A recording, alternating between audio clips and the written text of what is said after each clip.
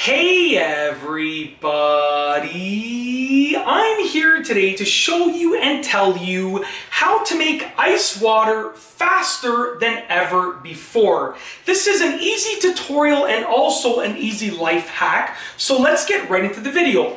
Now, oftentimes people like ice water, so they fill up a bottle with water, they put it in the freezer overnight, and then they get it the next morning. And it's a big block of ice. And the downside is that it takes so long to freeze, but the upside is that it melts very slowly. But that doesn't really help you if you're thirsty and you're only getting a couple of drops from the water bottle. We've all been there and done that. So what I recommend is a little bit of a different method. It allows you to create ice water much faster than ever before, and it allows you to create drinkable ice cold water that will last you for still a very long time.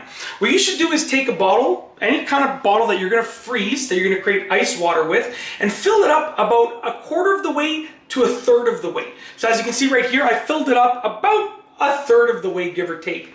Then you want to take it, open up your freezer, just pan down with the camera over here, open up your freezer, put the ice water in your freezer, and usually, depending on how much water you put in there, it doesn't take a whole night to freeze, okay? It freezes much faster, so you create the ice water much faster. Then, when you take it out of the freezer, once that ice water has frozen, okay? It also depends on the temperature of your freezer.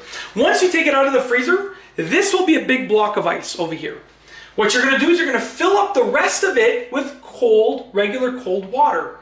And that ice will cool down the rest of the water. So that ice in there will basically make the rest of the water ice cold, which solves two problems. Number one, it allows you to make ice water really fast. Number two, you can drink that cold water. You're not waiting for the ice to melt to get a couple drops of water. Like I said, we've all been there and done that. You get that cold water, and the ice usually lasts for a long time, so it continues cooling down the water throughout the period of, the next few hours for the most part. It all depends on the temperature around you as well, but for the most part, you should be good for a while. That's it. If you like this video, please be sure to give it a thumbs up. Let me know what you think down below as a comment, and of course, be sure to subscribe for more great videos just like this one.